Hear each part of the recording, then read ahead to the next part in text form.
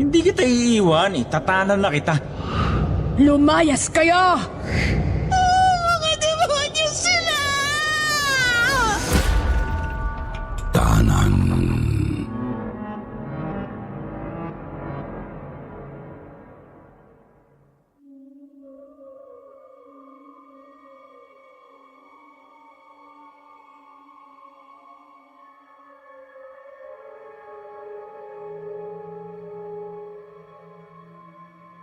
Dear Sir Jupiter, tawagin mo na lang akong Ellen.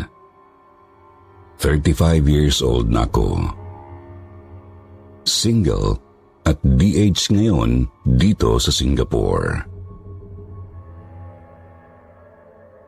Ikikwento ko ang dahilan kung bakit ayoko nang bumalik sa Pilipinas at kung bakit single pa rin ako. 18 ako noong nakilala ko si Ben, ang punot dulo ng kwento ko. Kamamatay lang ng papa ko noon at nagre-rebelde ako sa aking madrasta na si Manang Lilia. Second year ako noon sa kolehiyo sa bayan. Sa pagmamaldit ako kay Manang Lilia nung wala na si papa, nadikit ako sa barkadahang pariwara. Malalas kaming magkating classes para tumambay sa inuman, sa may karaoke at bilyaran. Doon ko nakilala si Ben. Ahente daw siya ng appliances na dinideliver sa mga tindahan sa bayan namin at sa marami pang karatig bayan. Nasa Maynila ang opisina nila pero naglalagi siya sa bayan namin ng mga 3 araw bawat linggo. Matanda siya sa akin ng 10 taon. Niligawan ako ni Ben. Mabilis akong na-in-love. Tingin ko sa kanya at sa trabaho niya ay napakaglamoroso. Ibang-iba siya sa mga lalaking nakilala ko sa bayan namin. Isa pa, maaga rin daw siyang naulila sa mga magulang, kaya naiintindihan niya ako.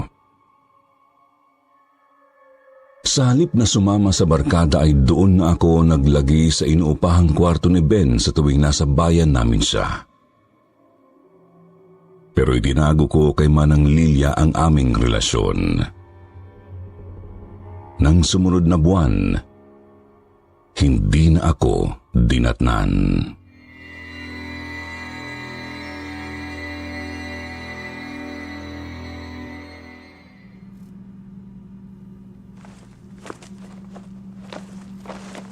Ben, 2 linggo nang delayed ang period ko. Ngayon pa lang nangyari to. Regular ako palagi eh. Baka buntis ako. Talaga? Woo! Nakabuogad tayo! Uy, natutuwa ka? Siyempre naman! Natakot ako. Baka kasi iwanan mo ko eh. Ano ka ba? Ngayon pa? Hindi kita iiwan, tatanan na kita. Ilalayo kita dito. Malayo sa lahat ng pinoproblema mo. Totoo. I love you talaga, Ben.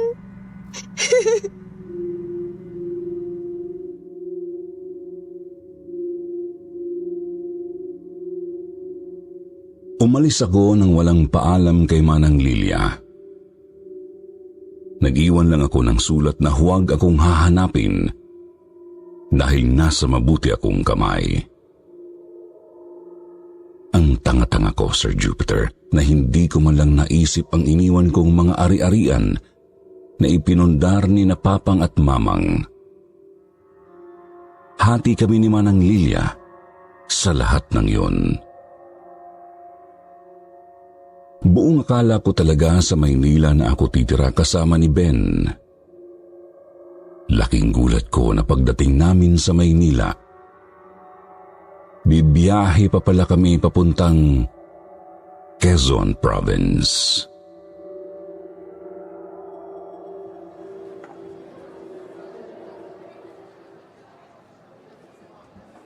Di ba dito ka sa Manila nakatira?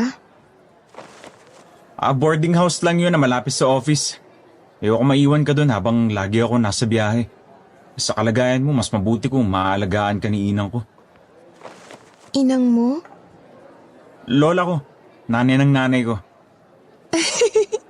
Lola mo? Ilang taon na siya?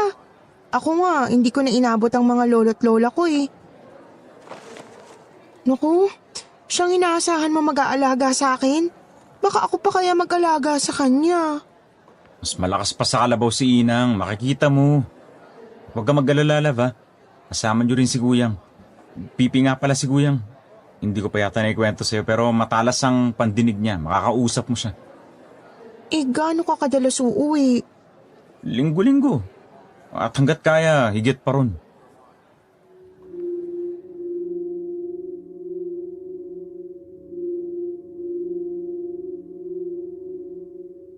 Wala na rin akong nagawa, Sir Jupiter.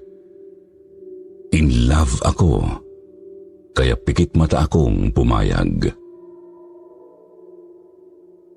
Biyaheng Lucena ang bus na sinakyan namin.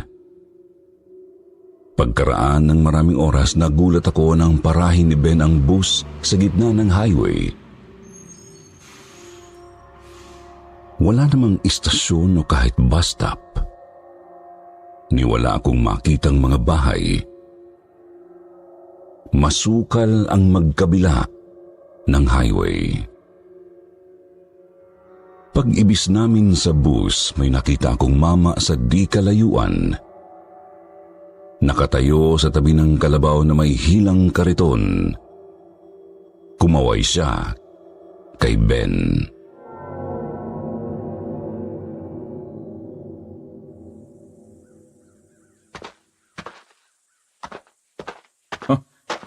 Ayun na si Kuyang.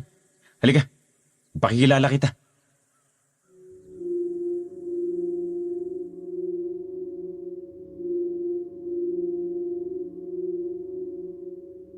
Bumagsak ang loob ko, Sir Jupiter.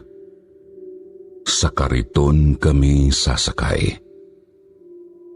Sa makatuwid sa bukid ako ititira ni Ben. Mas mabuti pa pala sa farm namin. May mga sasakyan kami doon. Sinipat ko si Kuyang habang papalapit kami sa kanya. Magkahawig nga sila ni Ben pero matikas at matangkad si Ben samantalang si Kuyang ay payat at kasing tangkad ko lang.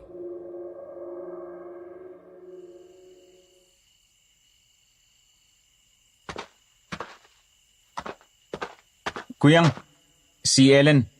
Siya yung sinabi ko sa telegrama. Kumusta ka, Kuyang? Salamat sa pagsundo sa amin, ha? Tumango lang sa akin si Kuyang. Naalala kong pipi nga pala siya.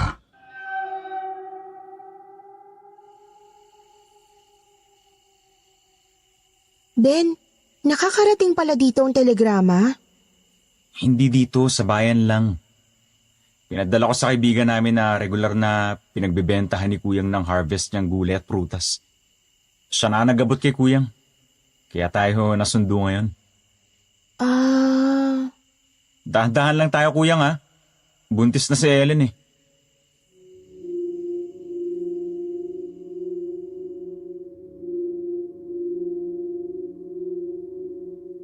Tinitigan ni Kuyang ang tiyan ko na parang inaarok ang laman nito. Otomatikong napahawak ang dalawang palad ko sa tiyan ko. Hindi ko alam kung bakit, Sir Jupiter. Pero bigla akong kinabahan. Hindi ko naman alam kung ano ang ikinatakot ko.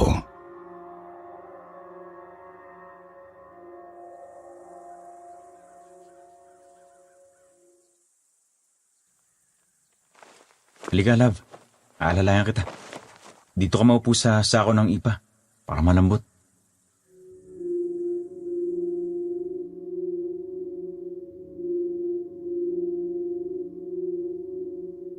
Habang papalayo kami sa highway, Pabigat ng pabigat ang loob ko, Sir Jupiter. Doon ko lang naisip na hindi ko alam ang pinasok kong bagong buhay. Pero may anak na kami sa aking sinapupunan at nagmamahalan kami ni Ben. Kaya doon ako kumapit. Wala na akong babalikang mga magulang, kaya magbubuo ako ng bagong pamilya. Sanay naman ako sa farm namin pero developed na kasi yun. Maraming bahay ng aming mga tauhan at kanilang mga pamilya. May mga sasakyan kami doon. May kooperatiba pa nga. Pero ang binagtas namin ni na Ben at Kuyang ay kakahuyan na may makitid ng nadaan para sa kalabaw at kariton. Walang mga kabahayan.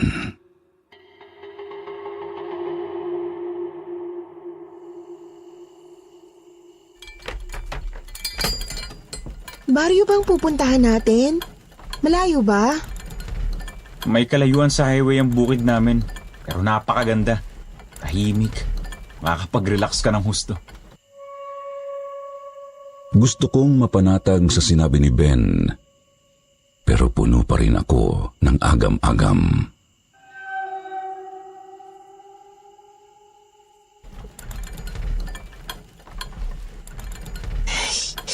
Wala bang mga mabangis na hayop dito? Tulad ng baboy damo? Di ba nang-aatake yun? Wala na. Nahuli na silang lahat ni Kuyang. Champion na mga ngaso tong kapatid ko eh. Hindi ba, Kuyang? Ngayon nga, dumadayo na siya sa mas malayong kagubatan pag nakangaso eh. Takot na yata lumapit dito yung mga hayop.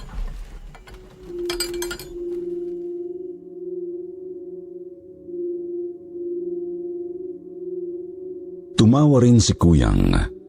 Yumuyugyog ang mga balikat pero kahit pala ang pagtawa niya ay walang tunog.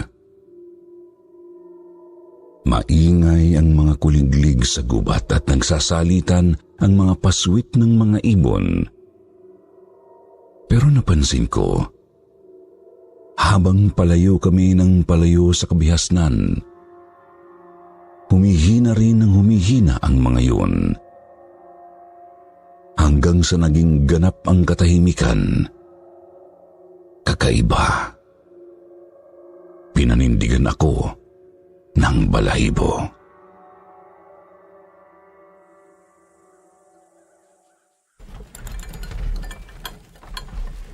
Bakit ganun? Bakit ang tahimik bigla?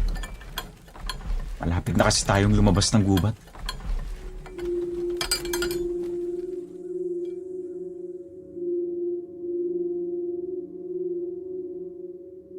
Paglabas ng gubat, natanaw ko agad ang isang kubo. Napapaligiran ito ng mga pananim. May isang napakataas na puno na nagbibigay lilim dito.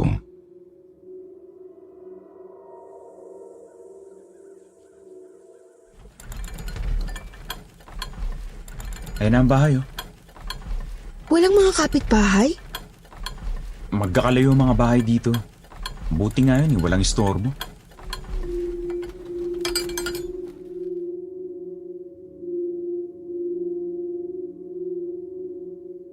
Pag-ibis namin sa tabi ng kubo, lumabas ang isang matandang babae. Payat din itong tulad ni Kuyang. Puti na ang buhok na nakapusod, pero diretsong-diretso pa ang tayo nito. Higit sa lahat sa Jupiter, parang tagos hanggang kaluluwa ko ang pagtitig niya sa akin. May katabi siyang dalawang aso na payat din at itim na itim ang balat. Nakatitig din sa akin ang mga ito na parang sasakmalin ako. Napahawak ako ng mahigpit sa braso ni Ben. Nang makita yun ng matanda, isinenyasan niya ang mga aso. Biglang naupo ang mga ito. Nagmukhang mga among tupa.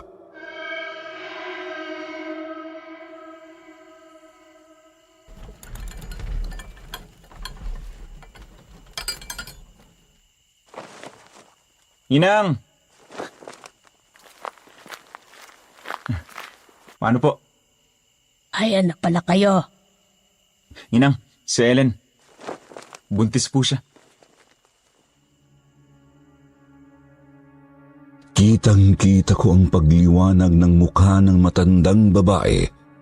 Parang nagningning ang kanyang mga mata.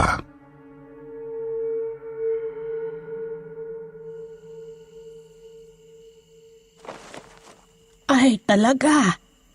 Nako, napakagandang balita. Mano po?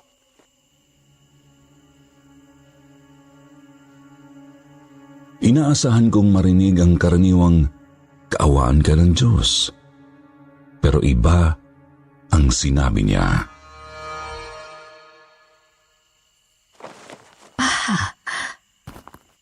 Kabilugan ng buwan. Pasok na sa loob. Maghahain na ako ng hapunan natin. Masanay ka na dito, love. Ganito talaga dito, 6:00 pa lang naghahapunan na. Mabilis kasing dumilim eh. Mahaba ang gabi. Nagkatay si kuyang nyo kaya dinuguan ang ulam natin. Inihatid niya sa bayan kanina yung baboy bago kayo sinundo.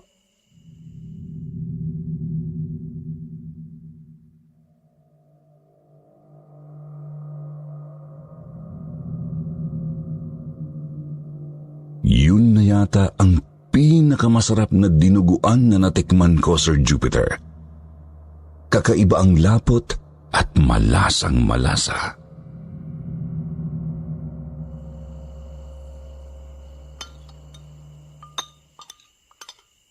Ang sarap po ninyo magluto, Inang. Patatabahin ka ni Inang dito. Akong bahala sa'yo, Ellen.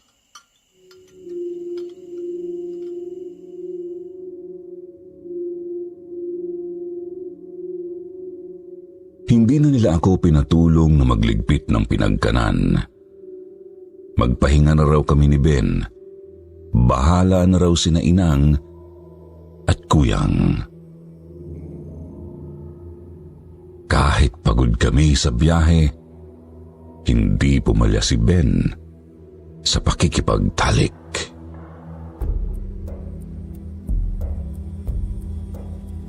In love ako kaya hindi ko rin naman siya tinatanggihan. Pero sa kalagitnaan ng aming pagtatalik ay napatingin ako sa bukas na bintana.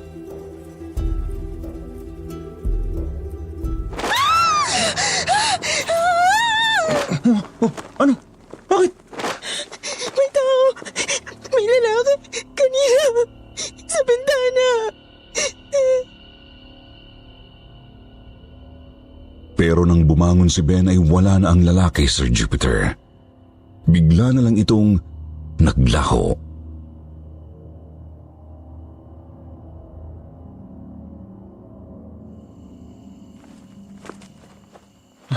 Anino lang yun? Baka anino nang nahulog na dahon o may lumipad na malaking ibon. Kita ko! Tao! Parang lalaki! Wala akong makitang damit. Nakatalong ko siya sa pasimano ng bintana. At yung mata niya, parang may apoy na pula. Kita ko! Apoy na pula? Hindi na tao yun. Kung nakita mo nga, makikilala mo ba? Nakatago sa aninong muka. Pero tao talaga. At parang umaapoy talaga yung mga mata, Ben. Ben, isa na natin ang bintana. Huwag ka mag-alala, safe na safe tayo dito. Imposible may tao makakalapit sa bahay ng hindi lalapain ng mga aso ni Inang. Kita mo naman, di ba? Hindi sila tumahol. Nakakatakot namang nakatunghay ang kabilugan ng buwan sa bintana. Ben, natatakot ako. Halika nga. Sumiksik ka na lang sa akin. Baka sobrang pagod lang yan. Naku, nakakaya naman kina Inang at Kuyang. Malamang nagising sila sa sigaw ko. Ito nga pala tandaan mo Sobrang lalim ng tulog ni Inang sa gabi. Hindi yun basta-basta nagigising. At huwag na huwag mo nang gigisingin. Baka makasama sa kanya. Si Kuyang naman, nakasanayan na nun na sa labas natutulog. Doon sa kariton o kung saan-saan. Naaalinsanganan dito sa loob. Natutulog lang yun sa bahay kapag umuulan. Halika na. Tulog na nga lang tayo. Bad trip naman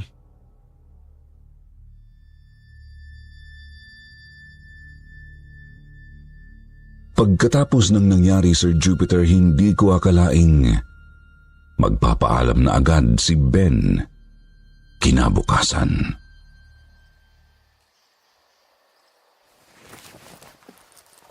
Kailangan ko makabalik sa trabaho, love, para hindi ako masasante. Kailangan natin ng pera ngayon.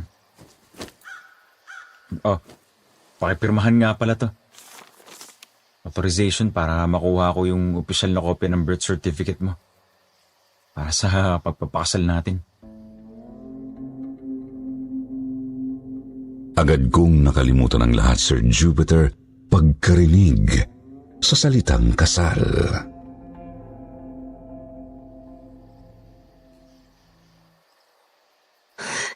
Talaga, love? Papakasal na tayo? Kaya nga kukuha ng papers, di ba? Pirma mo na. Tibigin mo sa akin ang mga ID na meron ka para i-release sa akin yung birth certificate mo. Sa munisipyo lang naman tayo magpapakasal muna kaya yun lang ang kailangan.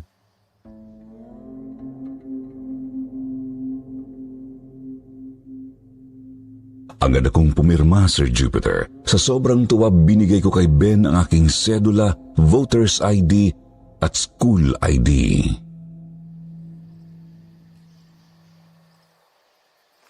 Uwi ka agad dito Mag-iingat ka. Siyempre naman. Uuwi ako hanggat may pagkakataon.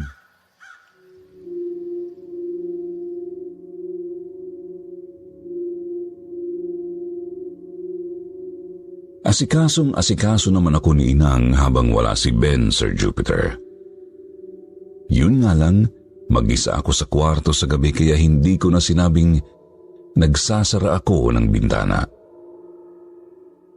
Nung unang araw pa lang na nakaalis si Ben, isinama na ako ni Inang sa pagpaligo sa batis na mula sa bukal na pinagkukunan nila ng tubig. Doon ko nakitang inilugay niya ang kanyang buhok na hanggang bukong-bukong pala ang haba. Pagbalik namin sa kubo, isinama niya ako sa kwarto. May inilabas siyang bote.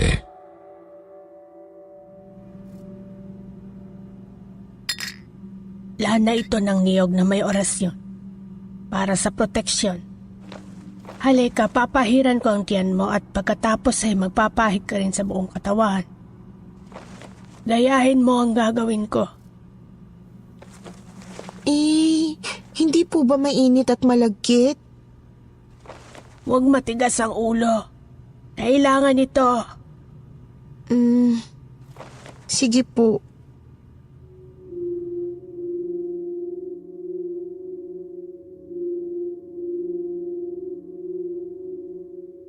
Araw-araw na pinunasan ni Inang ng lana ang tiyan ko.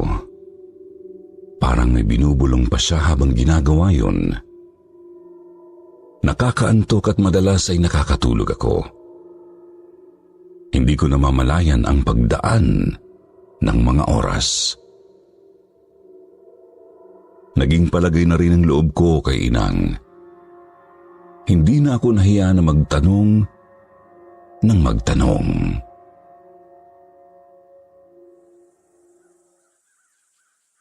Inang, sabi ni Ben, bata pa siya nang maulila sa mga magulang pero hindi niya naikwento kung paano sila pumanaw.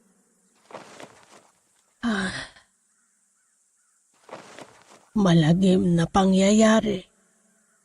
Pinatay sila ng mga dayo habang nangangaso sa gubat. Pinagtataga. Lasog-lasog ang mga katawan nila nang matagpuan namin. Oh? Bakit naman ginawa yun? Napakasama naman ng mga taong yun. Likas na masama ang tao, kaya kailangan mag-ingat. Naku, hindi naman ho lahat, pero... Oo nga, maraming masasama. Kaya dito ka lang. Huwag kang lalayo. Kahit sa batis, huwag kang pupunta nang hindi ako kasama. Opo.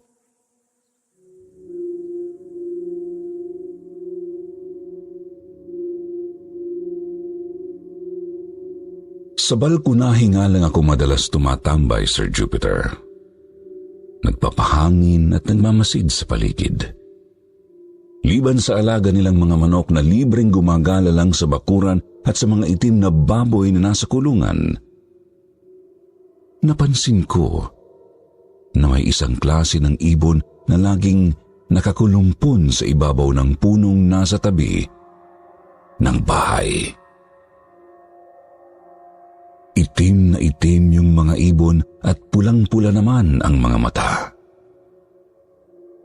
Pagkarami-rami nilang nagsisiksikan, pero wala silang tunog. Sumagi sa isip ko na hindi lang pala si Kuyang ang pipi sa lugar na yun, kundi pati na rin mga ibon. Pag tinitingala ko sila, pakiramdam ko, sabay-sabay din silang nakatitig sa akin. Ako ang unang nagbabawi ng tingin. Kinikilabutan kasi ako. Naaalala ko sa mga mata nila yung taong nag-aapoy ang mga mata na nakita kong nakatalungko sa may bintana namin. Tuwing 6:00 ng hapon, nagliliparan sila. Hindi ko naman makita kung saan pumupunta. Minsan bumaba ako ng bahay para alamin. Nagulat ako na lumilipat lang pala sila mula sa puno papunta sa bubong ng kubo. Parang may nakalatag na makapal na kumot na itim sa bubong. Gumagalaw. Tinanong ko si Inang tungkol doon.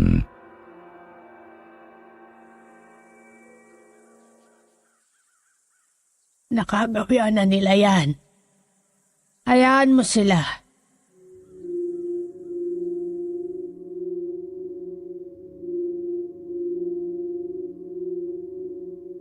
Wala na akong nakuhang iba pang paliwanag, Sir Jupiter.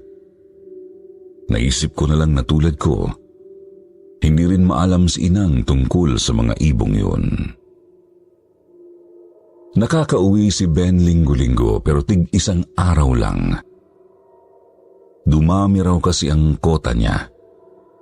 Hindi rin tuloy niya maasikaso pa ang mga papeles na kailangan namin sa pagpapakasal.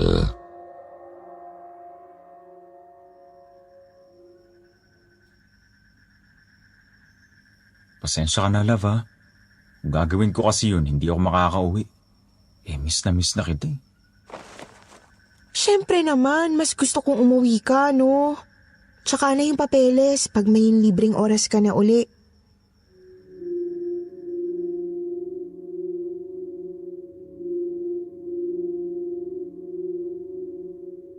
Akala ko ay nakakasanayan ko na ang buhay sa liblib na bukid ni Ben. Pero isang gabi nawala siya.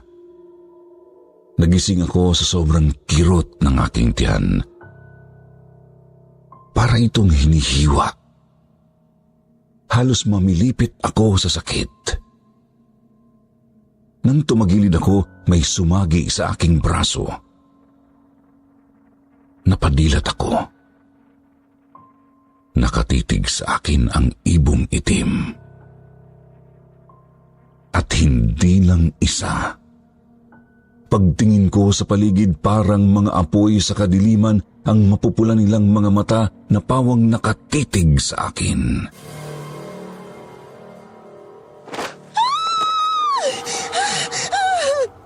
Layuan niyo ako!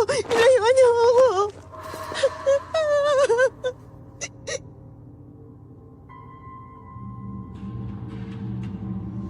Alam kong isinara ko ang bintana bago matulog tulad ng lagi kong ginagawa, Sir Jupiter. Pero nang sulyapan ko ito, nakita kong nakabukas na ng bahagya. Sapat lang para makalusot ng paisa-isa ang mga ibon. Hindi ko alam kung paanong nabuksan ang bintana. Kung sabagay wala naman yung lock. Pero kailangan pa rin ang puwersa ng tao para maitulak pabukas.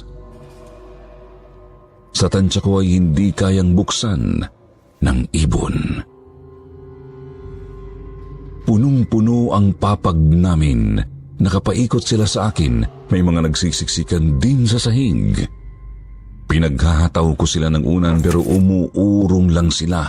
Hindi man lang nabubulabog. Pinilit kong bumangon, sapo ang aking tiyan at halos lakad alimango ang kinailangan kong gawin para maabot ang pinto ng silid.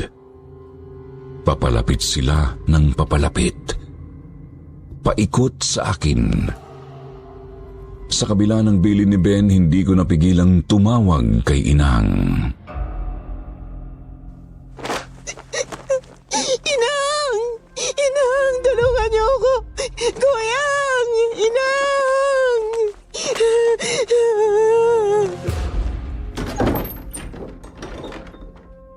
Nakalabas ako ng silid. Hinahawi ang daraanan ko gamit ang unan.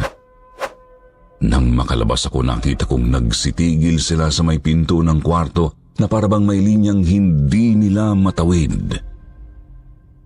Nagsisiksikan sila. Nakatitig pa rin sa akin. Hindi ko man maunawaan kung bakit hindi nila ako masundan. Ipinagpasalamat ko yun. Pilit kong tinawid ang gitna ng kubo patungo sa kwarto ni Inang. Naramdaman kong may tumutulo sa aking mga binti. Pagtingin ko, nakita ko ang umaagos na dugo. Kasing pula ng mga mata ng mga ibon. Inang! Tulong! Inang! Kuyang!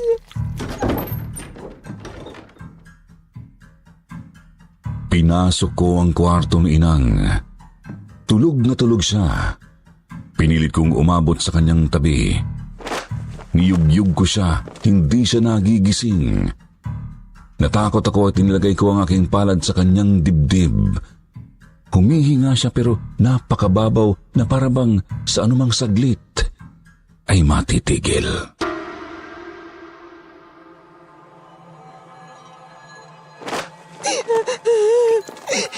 Inang! Anong nangyayari? Gumising ka! Inang! Tinutugo ako!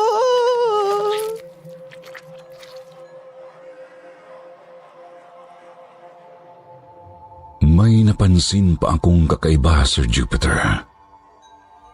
Yung mahaba niyang buhok ay nakataas at nakapulupot sa isang poste ng kama sa bandang ulunan. Inabot ko yun para kalasin at agad ay kumapit ang kanyang kamay sa aking braso. Napakalakas ng kanyang pagkapit. Hindi ako makahulagpos.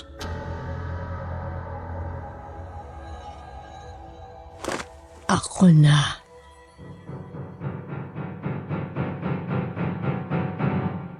Para akong natulala, Sir Jupiter, habang dahan-dahan niyang kinalas ang kanyang buhok. Parang slow motion ang kilos niya. Mukha siyang nangihina, parang hirap na hirap gumising.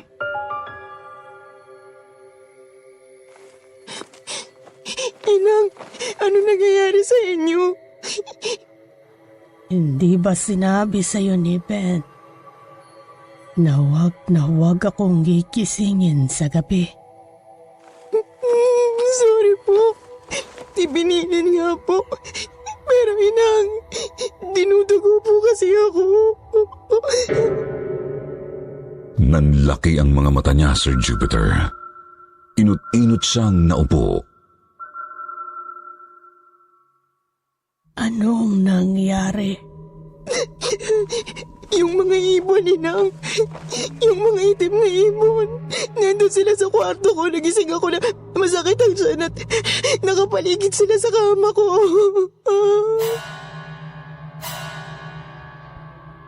Nanlisik ang mga mata niya sa galit, Sir Jupiter. Pati ako natakot sa kanya.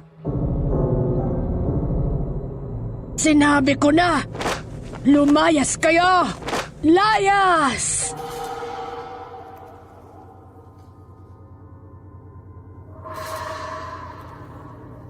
Nanginig ang aking kalamnan sa kanyang hiyaw, Sir Jupiter. Pakiramdam ko ay nayanig pati ang ere at lupa. Pagkatapos ay nakarinig ako ng sanlaksang mga pakpak na lumilipad.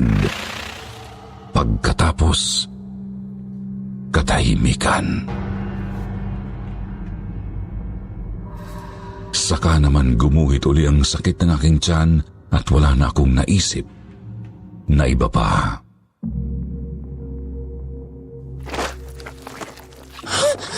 Inang! Masakit!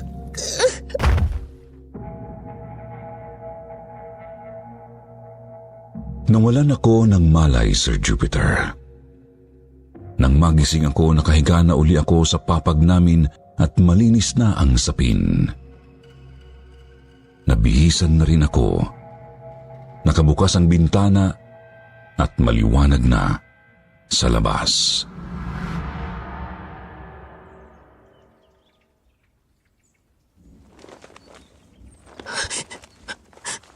Ano nangyari, Inang? Dinugo ka na ng tuluyan. Nakunan ka. Mahina ang kapit. Hindi kinaya.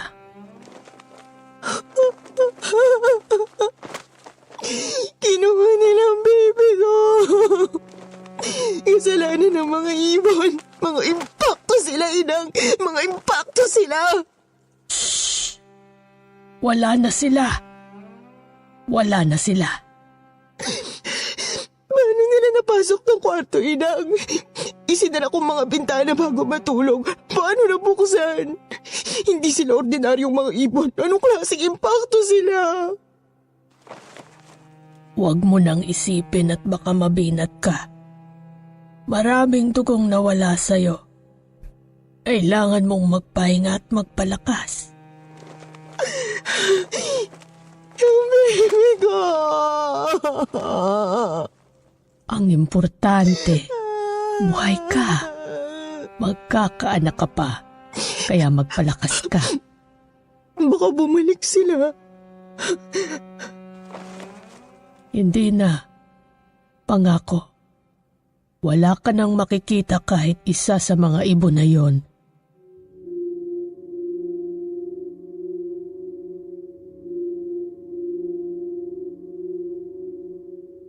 Mabuti na lang, Sir Jupiter, schedule ng uwi ni Ben kinabukasan. Nang malaman niyang naganap, tumelegrama siya sa opisina para mag-file ng 15 days na leave. Marami naman daw siyang naipon na leave credits. Ikinwento ko sa kanya ang lahat-lahat.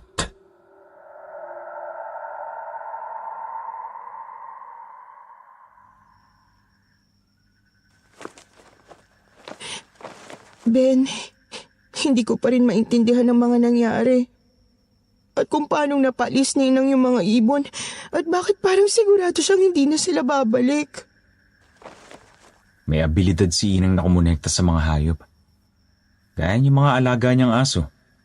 Asong gubat na mga yan. Hindi yan napapaamo ng basta-basta. Kapag inilayo kay Inang, babalik ang mga yan sa likas nilang bangis. Yung mga ibon na yun, hindi rin yung pangkaraniwang mga ibon. Hinayaan ni Inang na dito tumira. Pero hindi niya akalain na pati ikaw pagkakainteresan nila. Dapat hindi ka katalo. Kaya pinalayas niya sila. Paano nila nabuksan ang bintana? Natatakot ako dito, Ben. Isama mo na ako. Magpalakas ka muna. At saka hindi ka pwede sa boarding house na tinutuluyan ko kasi panilalaking boarders lang ang tinatanggap dun. Kakailanganin natin maghanap ng ibang titirhan. Mas lalong ayoko maiwan ka sa kung saan na walang kasama kapag nasa biyahe ako. Kailangan natin maghanap ng makakasama mo. Kulang na kulang pa yung ipon natin para makapagsarili. Mahal mamuhay sa Maynila. Hindi kakayanin ng sweldo ko. Konting tiis na lang habang nag-iipon tayo, ha? Umuwi tayo sa amin. Kukunin ko ang kalahati ng minana ko kina Papang at Mamang. Gamitin natin yun. Malaki yun. Kalahati ng halaga ng farm, restaurant, bahay, tsaka mga sasakyan. Pwede na tayong magnegosyo ng sarili natin. Sige. Pag-usapan natin yan kapag malakas ka na.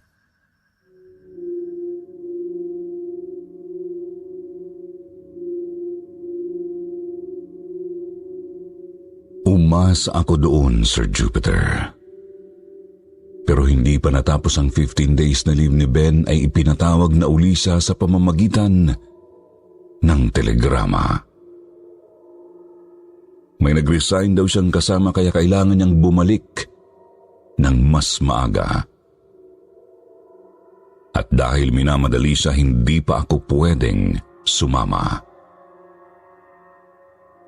Hindi na nakauwi si Ben ng linggo-linggo dahil kulang na raw sila. Lalong dumami ang trabaho. Hindi ko naman nakalain na sa sandaling bakasyon ni Ben ay may nabuo uli kami sa aking sinapupunan.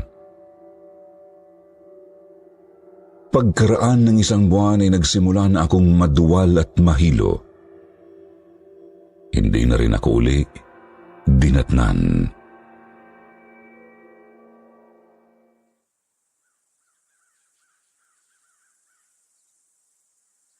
Buntis ka uli. Sigurado ako. Nakikita ko sa pulso mo sa lalamunan. Natatakot ako, Inang. Wala kang dapat ikatakot. Bubuuin natin yan.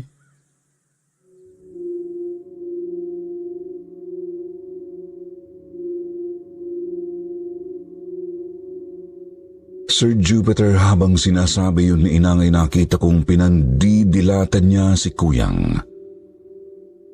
Si Kuyang naman ay nag-iwas ng tingin na parang guilty at tumingin sa labas. Sinundan ko ang pinagtuunan niya ng tingin. Nakatitig siya sa mga sanga ng puno kung saan dating nakakulumpon ang mga ibong itim na pula ang mga mata. May pangungulila sa kanyang pagtanaw. Gumapang na muli ang pangingilabot sa aking buong katawan. Hindi ko alam kung paano, pero naramdaman kong may koneksyon si Kuyang sa mga ibon na yun at sa pagkawala ng una kong baby. Paano na itong dinadala ko? Sir Jupiter, ako na yata ang pinaka-tense at stressed sa lahat ng nagbuntis. Imagine, kasama ko sa bahay at kapatid pa ng ama ng baby ko ang kinatatakutan ko. Hindi malinaw sa akin kung bakit o paano, pero malakas talaga ang kutob ko na may kinalaman siya sa mga misteryosong ibon na sobrang nanakot sa akin para malaglag ang una kong dinadala. At habang kasama namin sa Sakubo, lagi akong nangangamba na baka bigla na lang magbalik ang malaimpaktong ibong itim na may mapupulang mata.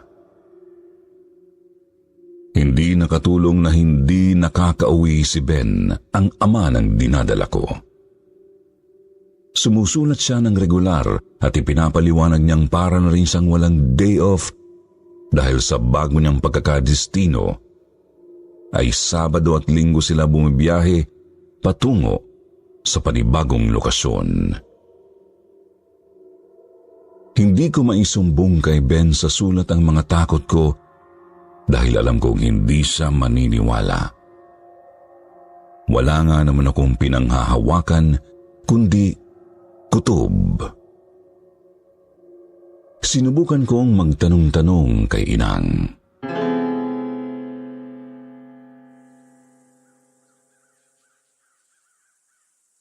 Inang, paano nasanay si Kuyang na matulog sa labas? Hindi ba siya natatakot na matulad sa nangyari sa mga magulang nila? Hindi nangangaso sa gabi ang mga tao. Kaya sa gabi naman nangangaso si kuyang niya. Kaya rin nakasanayan na niyang nasa labas buong gabi at doon na rin natutulog kung saan abutin ng antok. Handa siya sa anuman. Kahit payat yan, kaya-kaya niyang ipagtanggol ang sarili niya. Madalas nga po akong magulat kay Kuyang. Napakabilis kumilos, tsaka walang kaingay-ingay. Bigla na lang, nandyan na pala siya. Kasama yun sa dapat matutunan sa pangangaso. Hindi siya nakapag-aral tulad ni Ben. Dahil noong araw, pinagtatawanan siya ng mga kaeskwela at inaaway. Kaya diyan siya sa pangangaso naging eksperto para makatulong sa kabuhayan namin.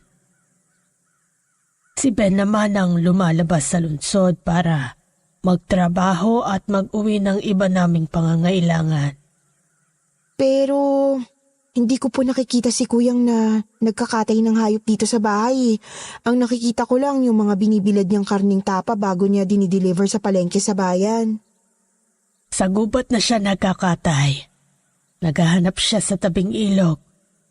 Ayaw na niyang dito magkalat. Doon na rin niya nililibing yung mga parting hindi gagamitin. Inang, nabanggit ni Ben sa akin ang abilidad niyo sa mga hayop. Namana ba yun ni Kuyang? Kaya ba magaling siyang mga aso? Babae lang ang pwedeng magmana ng kakayahang meron ako sa pamilya namin. Ang mga lalaki, kung minsan, ibang abilidad ang namamana. Yung galing ng kuyang niyo sa pangangaso, bahagi nga yun ang namana niya. Pero iba yun kesa sa kakayahan ko. Magkaibang magkaiba. Hindi ko pwedeng idetalye sa'yo kasi yung nagmamana lang ang tunay na nakakaalam. Yung magiging anak kaya namin, ibig sabihin ba, posible niyang manahin ang mga abilidad ninyo? Kung tatanggapin niya, pwede rin naman niyang tanggihan. Huwag kilalanin. Ang individual din palang nagpapasya. Mahalaga yung pagpapasya. Doon nakasalalay ang lahat-lahat. Inang, kung hindi niyo humamasamain, bakit po nakapulupot sa poste ng higaan ninyong buhok niyo sa gabi? Turo iyon ng lola ko. Habang tulog tayo, maaaring lumipad ang ating diwa at espiritu kung saan-saan. Posibleng mawalan ka ng kontrol. Nakakatulong yung pagpulupot ng buhok para makabalik sa sariling pisikal na katawan. Kaya po ba sobrang lalim ng tulog ninyo at bawal kayong gisingin? Kapag nabigla kasi, posibleng may maidulot na proseso ng pagbabalik. Posibleng magkaproblema. May hindi na nakakabalik o kaya ay nagiging lito sa kung nasaang realidad na siya. Ako, sorry po talaga na ginising ko kayo ng ganun. Kinakailangan mong gawin yon. Nauunawaan ko. At tulad ng sinabi ko noon, huwag kang mag-alala. Hindi na babalik yung mga ibon. Pero mag-iingat ka pa rin. Susundin mo ang mga bilin ko para mairaos natin ang matiwasay ang pagbubuntis mo.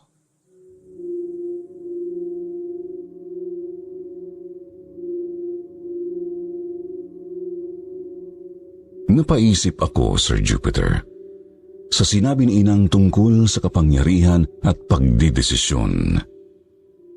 Naalala ko yung makahulugan niyang tingin kay Kuyang na parang ng aawat. May abilidad kaya si Kuyang na tinatangkang awatin ni Inang, pero si Kuyang lang ang makapagpapasya kung magpapaawat nga ba. May kinalaman kaya yun sa mga ibon at sa trahedyang naganap sa akin. Mas lalo akong natakot kay Kuyang. Natakot din ako para sa magiging anak ko. Naisip kong sana wag na lang niya manahin ang mga kakaibang abilidad na iyon. Lagi na akong nakabuntot kay Inang. Kulang na lang, matulog ako sa tabi niya. Pero hindi nga pala pwede. May isang bagay na ipinagpilitan ni Inang.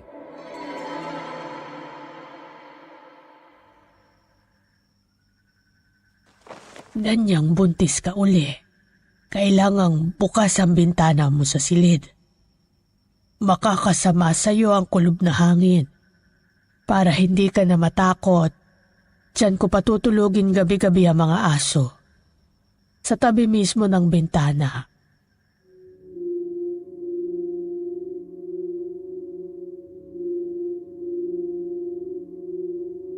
Guardyado nga ako gabi-gabi ng mga alaga ni Inang, Sir Jupiter. Kaya medyo napanatag na rin ang loob ko. Sa kabutihang palad na iraos ko naman ang pagbubuntis. Si Inang ang nagpaanak sa akin. Dati raw siyang kumadrona.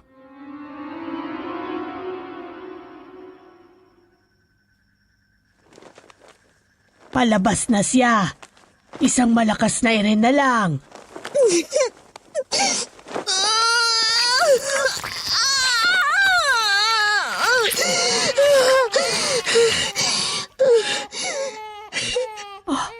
Lalaki ang apo ko.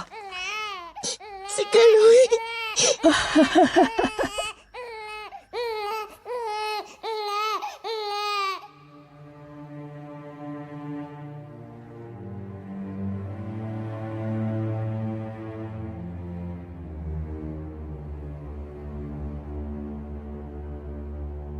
Napag-usapan na namin ni Ben, Sir Jupiter, na ipangalan kay mamang ko ang bata.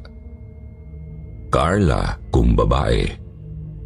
Carlos kung lalaki. Sayang at wala si Ben nang pinanganak ko si Kaloy. Inutusan ni Inang si Kuyang na tumiligrama, pero ang sagot na dumating ay hindi raw naaprubahan ang leave niya. Baka sakali raw sa 1 buwan. Sinulatan ko si Ben. Nakiusap ako na mag-resign na siya at ituloy na namin ang plano ko. Pero sa sagot niyang sulat, pinaalala niyang hindi ko makukuha ang parte ko ng mana ng ganoon kadali. Kapag hindi pumayag ang madrasta ko na ibenta ang mga ari-arian at wala naman itong sapat na pera para bayaran ang parte ko, wala ring mangyayari. Kaya kailangan pa rin muna naming mag-ipon mula sa sweldo ni Ben. Itinutok ko na lang ang sarili ko kay Kaloy.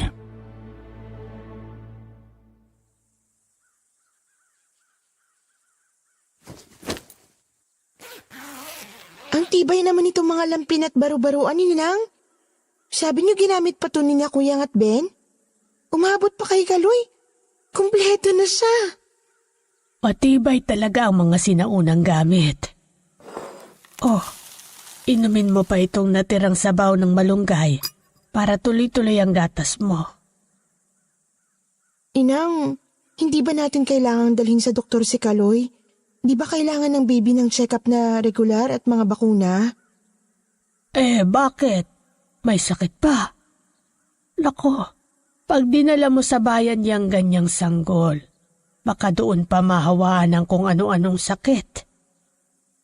Walang ka problema Isusuong mo pa sa panganib ang bata. Paano po ang binyag?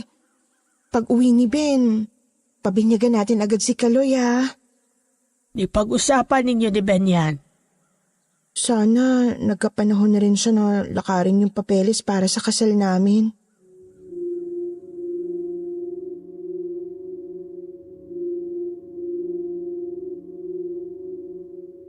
Ang nawala sa isip ko, Sir Jupiter, ay ang pagpaparehistro kay Kaloy sa munisipyo. Hindi na ay rehistro ang kapanganakan niya.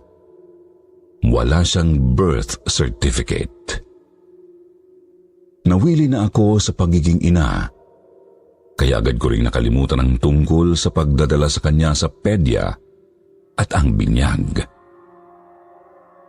Parang ang lahat ay nabinbin hanggang sa kung kailan darating si Ben.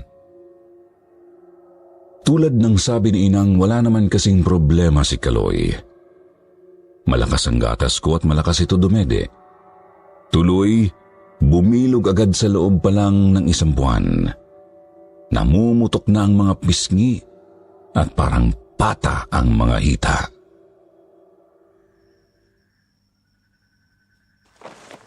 Oh, halika na. Papahiran na ng lana ang taba-choy-choy na yan.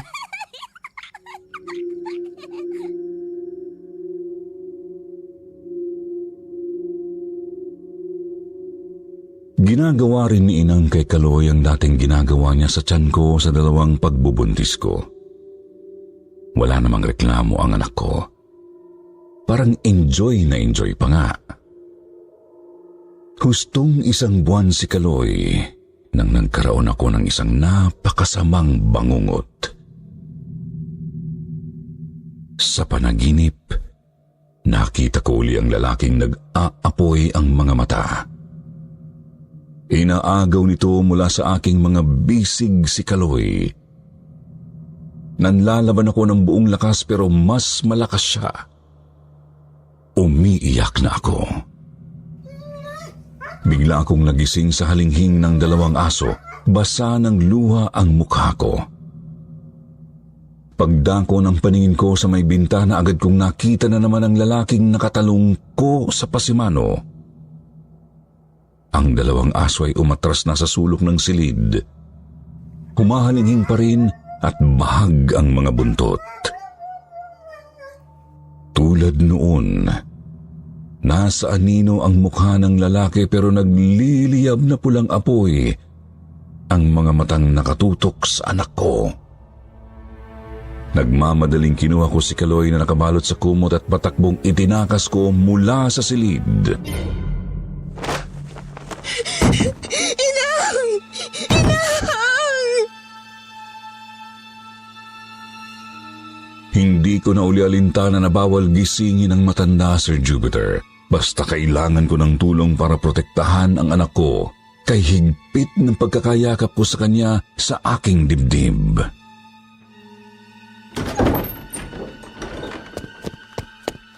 Inang! Inang! Kinuha niya si Kaloy, yung tao nag-aapoy ang mata. Katulad noon, napakabagal ng paggising ni Inang. Takot na ako na baka sundan kami ng taong impakto. Sa wakas, parang nagliwanag na ang isip ni Inang. Bumangon siya. Ando ang impacto sa kwarto namin, Inang. Kinukuha niya si Kaloy. Takot sa kanya pati ang mga aso. Tulungan mo ako.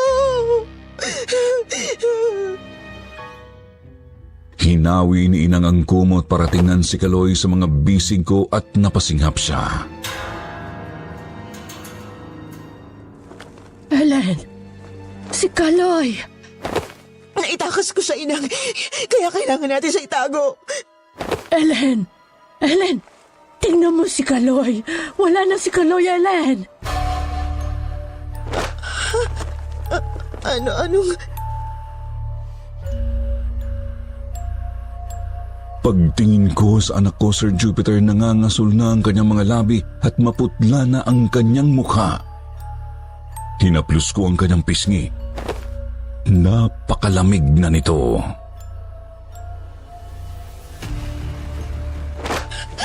Kaloy!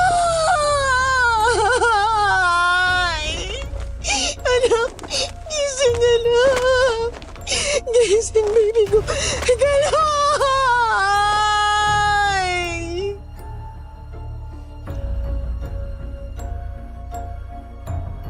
May nagbukas ng pinto. Umatras ako. Yakap uli sa aking dibdib ang anak ko. Ang inaasahan kong makikita ay ang impakto, pero ang tumambad ay si Kuyang. Sir Jupiter, sa mga sandaling yun ang tingin ko sa kanila ay iisa. Ang tingin ko sa kanya yung taong impakto. Magkatulad ang kanilang pangangatawan, hindi nga lang nag-aapoy ang kanyang mga mata. Mas lalo akong napaatras hanggang sa nakasandal na ako sa dingding.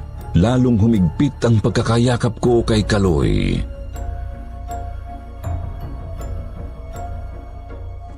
Wala na si Kaloy. Kinuha na sa atin si Kaloy. Bakit ang apo ko?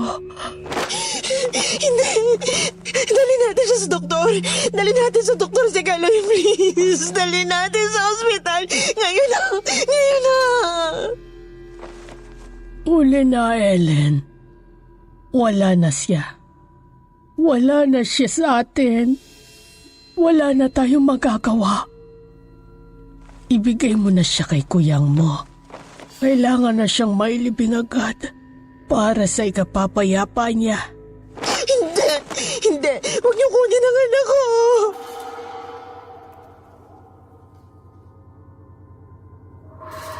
Pero pinagtulungan nila ako, Sir Jupiter.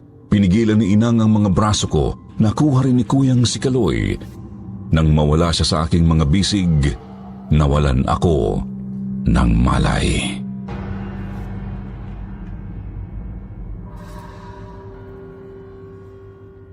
Umaga na nang magising ako. Katulad ng nangyari noon, ibinalik nila ako sa aming kwarto. Pagdilat ko, langhap na langhap ko pa ang bango ng baby ko. Pero wala na siya sa tabi ko.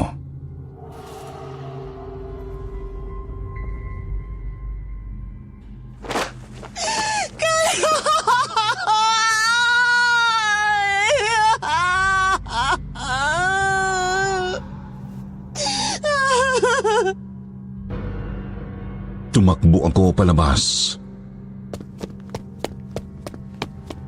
Nasaan ang baby ko? Saan niyo nilibing ang baby ko?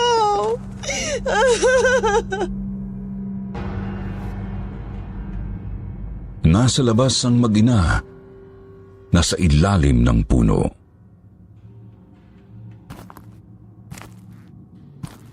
Nandito siya. Matatahimik na siya. Napahandusay ako sa lupa kung saan nila inilibing ng ganun lang ang anak ko, Sir Jupiter. Ni hindi siya nabinyagan o nabigyan ng huling basbas ng simbahan. At kay bilis niyang nawala sa aking paningin.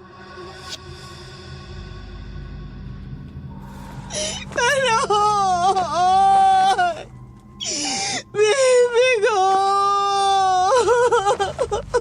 Tanggapin na natin. Wala na tayong magagawa.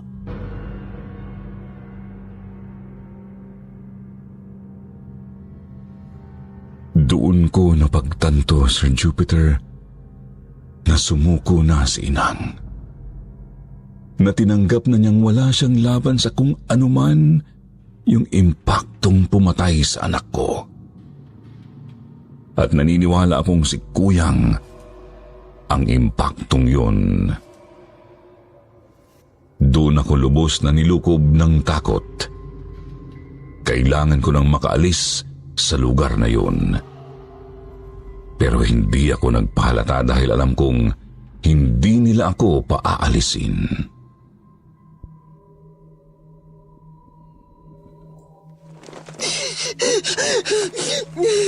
Kailangan makauwi si Ben. Luluwas ako sa bayan. Tatawagan ko opisina niya, makikiusap ako. Hayaan mo nang si kuyang mo ang tumelegrama. Sasama ako. Kailangan ko makausap ang opisina niya para payagan siya. Kahit maglakad ako hanggang bayan, gagawin ko. Nakita ko ang pagkabahala sa mukha ni Inang, Sir Jupiter. Tumingin siya kay Kuyang ng may labis na pag-aalala. Sasama na rin ako.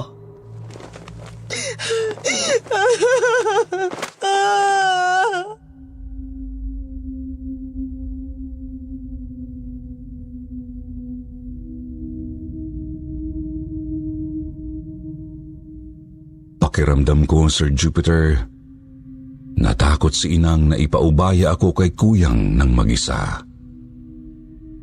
Parang pati siya ay nangingilag na dito. Nang magbihis ako, isinuksok ko na sa mga bulsa ng pantalon ko ang lahat ng baon kong pera. Kahit hindi naman yun kalakihan. Wala na akong ibang pwedeng dalhin.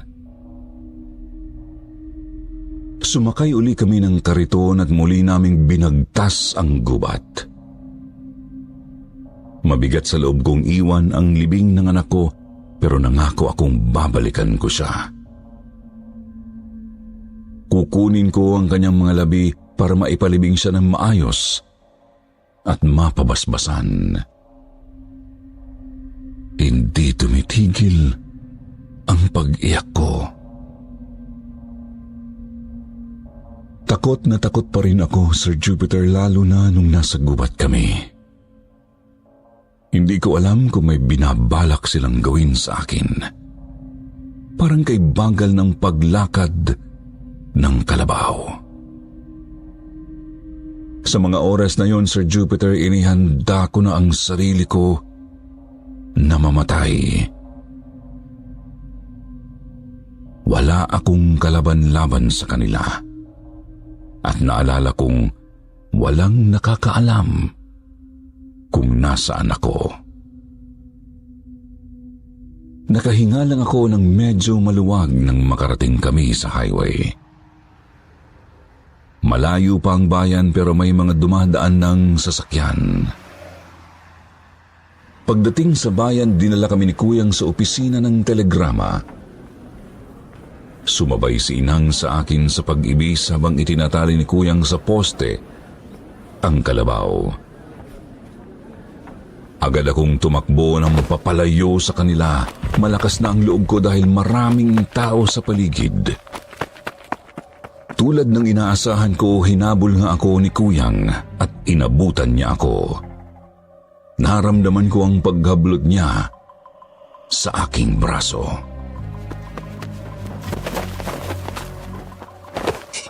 Bitiwan mo ako!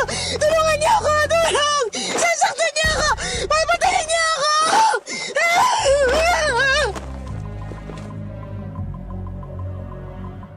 Pinagtinginan kami ng mga tao at agad na dumulog ang ilang kalalakihan. Sa paglapit nila, binitiwan ako ni Kuyang at napaatras siya. Nakita kong nanlilisik ang kanyang mga mata, pero nang marinig niya na sinasabi ng ilang tao na magpatawag na ng otoridad sa barangay, tuluyan na siyang tumalilis. Agad akong humingi ng tulong sa mga tao na makarating sa istasyon ng bus papuntang Maynila. May mga nagboluntaryong samahan ako hanggang makasakay at makaalis ang bus para masigurong hindi ako masundan ni Kuyang.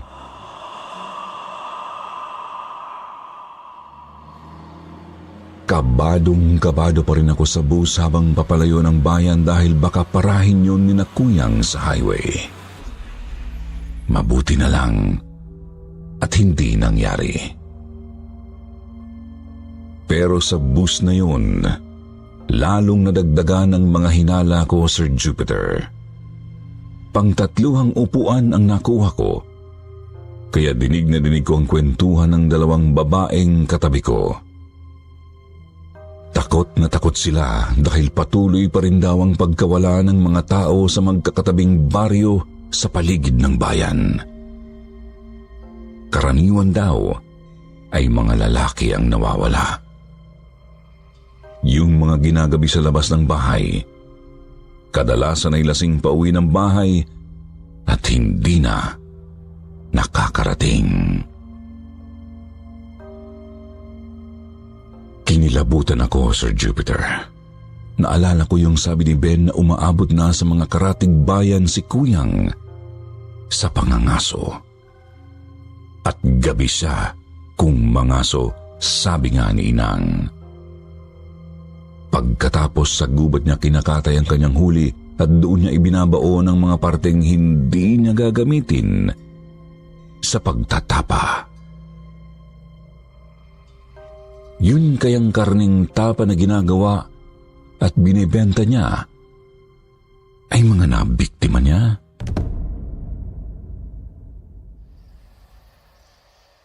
Pagdating sa Maynila, nagpasya akong hanapin muna ang bahay ng aking tita Karing, kaisa-isang kapatid ni Papang. Kailangan ko munang may mapagbuhusan ng dalamhati kasi alam kong nasa assignment pa si Ben. Kahit hindi ko kabisado ang Maynila, kilalang subdivision ang tinitirhan ni na tita Karing. Retiradong doktora siya. Siya ang pinakamalapit kong kamag-anak na mapupuntahan sa Maynila dahil ang partido ni Mamang ay sa Baguio nakatira. Pagbungad pa lang sa tarangkahan, na-shock na ako sa pagsalubong sa akin ng tita ko.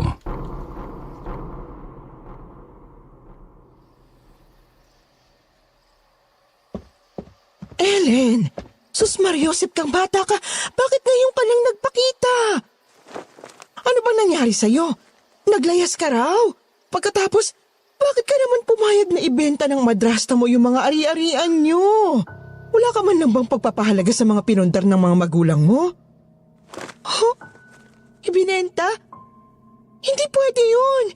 Sabi ni Ninong David nung namatay si Papang, hindi pwedeng ibenta ni Mamang Lilia yung mga ari-arian namin nang hindi ako pumipirma. Abogado siya ni na Papang kaya alam niya. Ang ninong mo nga mismong tumawag sa akin para ipaalam ang bentahan eh. May pinirmahan ka raw na power of attorney na sa pangalan ng bagong asawa ni Lilia. Bagong asawa? Oo. Yung magaling mong madrasta, nabuntis at nag-asawa, mahigit 1 taon pa lang na nabiyuda. At bakit mo naman binigyan ng power of attorney yung asawa niya? Sabi ng ninong mo, ininspeksyon niya yung pirma mo, pati ng mga ID mo, at lihitin mo lahat. Kaya hindi niya nagawang pigilan yung bentahan. Ang sabi raw sa kanya, gusto mo nang makuha yung kaparte mo, kaya pumirma ka. Power of attorney? Mga ID? Si Ben, kay Ben ko binigay yun para kunan ako ng birth certificate para raw sa pagpapakasal namin. Ben nga ang pangalan nung napangasawa ni Lilia. Teka, anong para sa pagpapakasal niyo? Sila ni Lilia ang kinasal kasi nga buntis na si Lilia. Mga demonyo sila!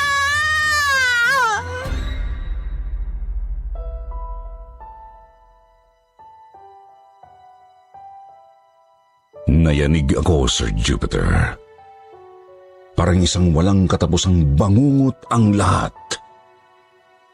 Nang makapasok kami sa bahay, isinumbong ko kay Tita Karing ang mga pangyayari mula pa noong makilala ko si Ben hanggang sa pagtakas ko mula kina Kuyang.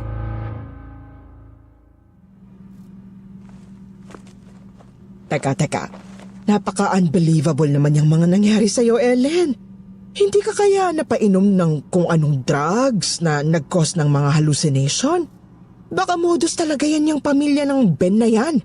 Baka talagang pinagplanuhan ka at si Lilia dahil sa mga ari-arian nyo. Umalis na yung mag-asawa pagkatapos ng bentahan.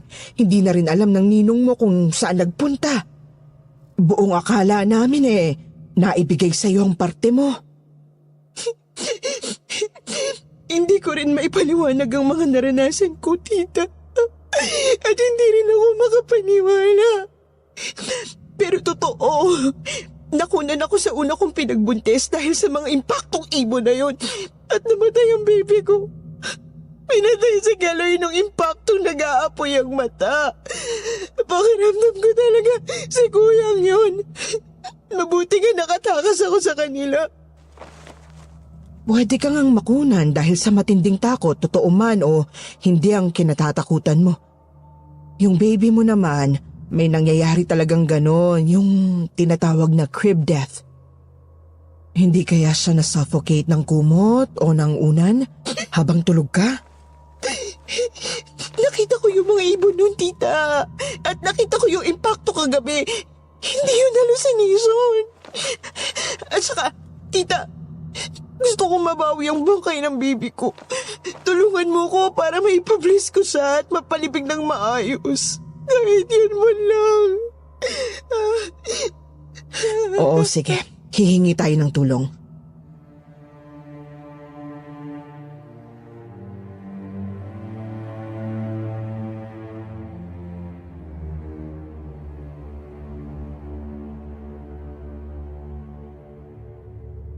Lumuwas ang ninong David ko, Sir Jupiter, matapos tawagan ni Tita Karing.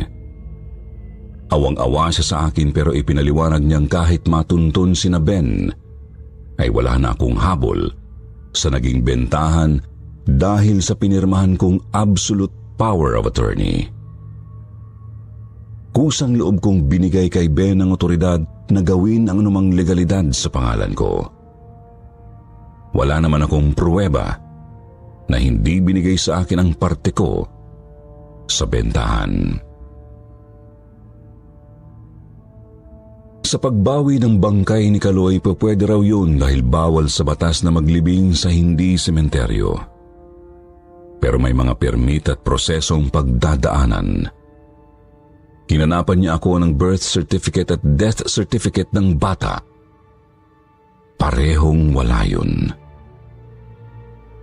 Tinulungan na lang niya akong gumawa ng affidavit na nagsasaad kung saan at kailan ipinanganak, namatay at nilibing ang anak ko.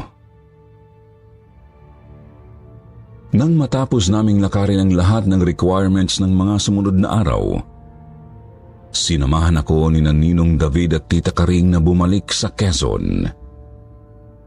May kasama rin kaming private security na binayaran nila para sa aming proteksyon. May kasama rin kaming taga-punerarya na mag-aasikaso sa paglilipat ng bangkay at may naihanda na kaming paglilipatang sementeryo sa Maynila. Sobrang pasasalamat ko sa tulong pinansyal ni na Tita Karing at Ninong David dahil walang natira sa akin liban sa perang nasa bulsa ko. Nalaman naming public land pala yung kinaroroonan ng kubo ni na Ben, kaya hindi problemang dayuhin namin. Nakipagkoordina si Ninong sa mga lokal na otoridad. Van ni Ninong ang gamit namin kasama ng security team at ilang tanod ng barangay. Kasunod ang sasakyan ng puneraryang Lulan ang mga tauhan nito. Kahit may mga kasamang security at taga-barangay, takot na takot pa rin ako, Sir Jupiter. Hindi na sana ako lalapit pa sa lugar na yun kung hindi lang dahil sa anak ko. Laking gulat ko na ang nabungaran namin paglabas ng gubat ay kapatagang nasasapnan ng makapal na damo. Wala ang kubo. Ang mga pananim o kulungan ng baboy. Wala ang naglipa ng mga manok. Pero andun ang mataas na puno.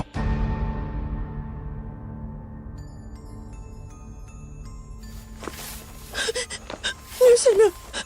Dito yun. Dito yung kubo. May gulayan dyan. Doon yung kural ng mga baboy.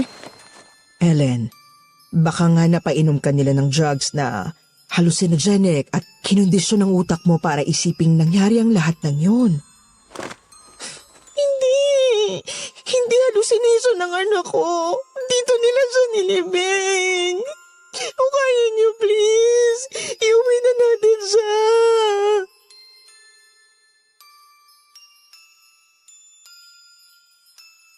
Kitang-kita sa mukha nilang lahat na walang naniwala sa akin, Sir Jupiter. Pero pinagbigyan nila ako. Mababaw pa lang ang hukay ng matagpuan namin ng baru-baruan at lampin. Pero wala ang bangkay ng anak ko.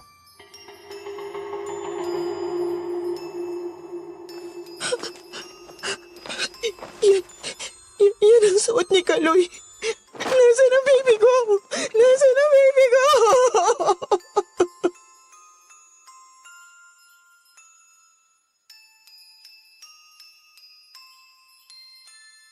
Nilaliman pa nila ang hukay, pero wala talagang nahanap na bangkay.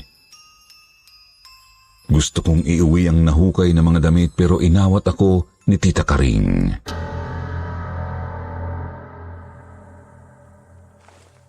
Oh my, hindi yan hygienic, Ellen. At kung totoong may kung anong evil nga ang pamilyang yon, hindi natin alam kung nakadikit din yan sa mga yan. Mas mabuting iiwan na natin yan sa simbahan sa bayan para hindi na makapaghasik ng kung ano paman.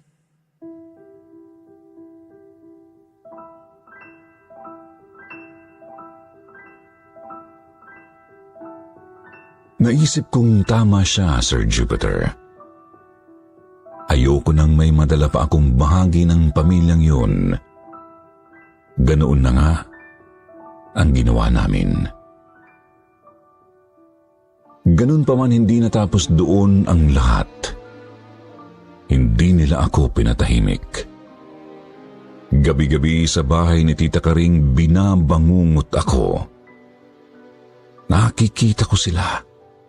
Yung mga itim na ibon na mapula ang mga mata. At yung taong impakto na nag-aapoy ang mga mata. Nanatili ang paniniwala ni Tita Karing na pinainom ako ng pinainom o tuloy-tuloy na iniiniksyonan ng droga ni Nainang at kinondisyon ang utak ko sa mga pangitaing yun habang pinapatupad ni Ben ang pagnanakaw sa aming ari-arian. Pero sa ganang akin, Sir Jupiter, totoong-totoo ang mga naranasan ko. Paulit-ulit kong nararanasan uli sa mga bangungot. Paggising naman ako, halos ayoko nang lumabas ng bahay dahil lagi kong nakikita sa sulok ng aking mga mata si Kuyang o si Inang o si Ben. Kapag nilingon ko naman, ay wala. Natatakot ako na baka nahanap nila ako at patuloy na minamanmanan. Dahil doon, tinanggihan ko ang alok ni Tita Karing na patapusin ako ng college. Minabuti kong lumayo sa Pilipinas para hindi na nila ako masundan. Kaya naghanap ako ng kahit na anong mapag-aaplayan. Natahimik na ako dito sa Singapore, Sir Jupiter. Hindi ko nakasanayan sa aking paglaki ang ganitong trabaho.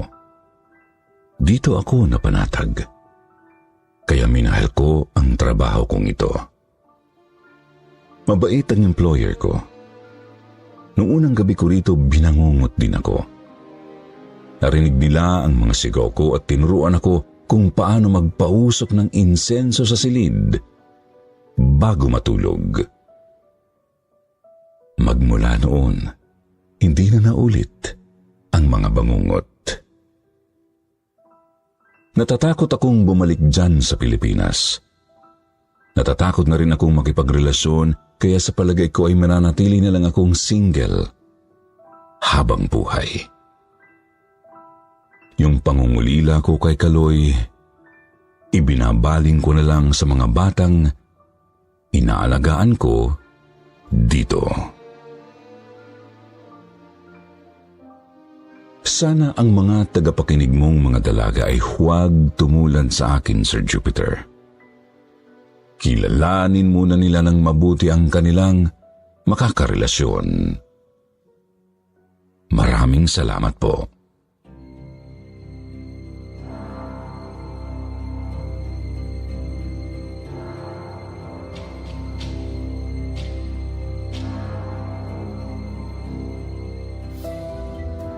At ngayon naman, dumako na tayo sa inyong paboritong shoutout portion.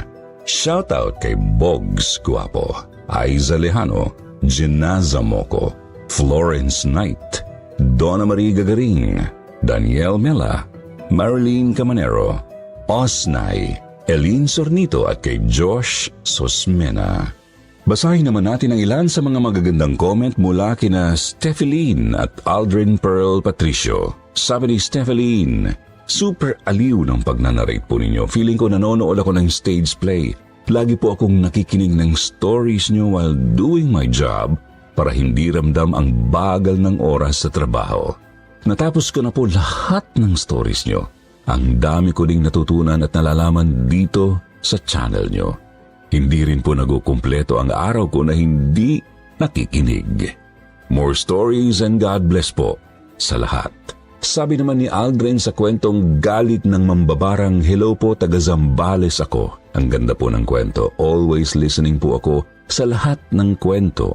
Sa pagkakaalam ko sa San Marcelino, Zambales po yan. Nagulat ako at meron palang ganyan na kwento.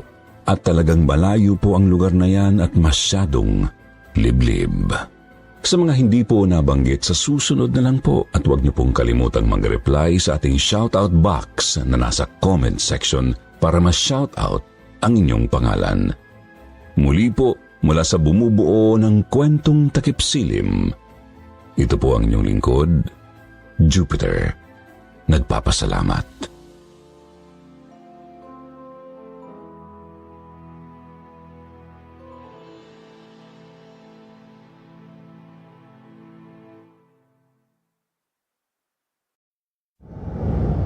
Hindi kita iiwan, tatanan na kita.